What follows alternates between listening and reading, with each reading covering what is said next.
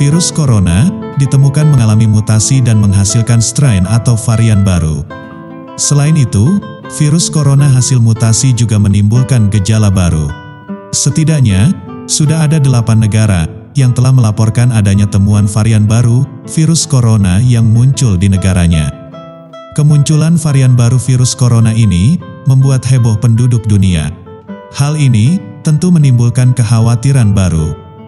Pasalnya, masalah pandemi COVID-19 belum selesai, sudah muncul lagi virus corona varian baru, hasil mutasi. Lantas, adakah ciri-ciri yang bisa dikenali dari virus corona baru hasil mutasi ini?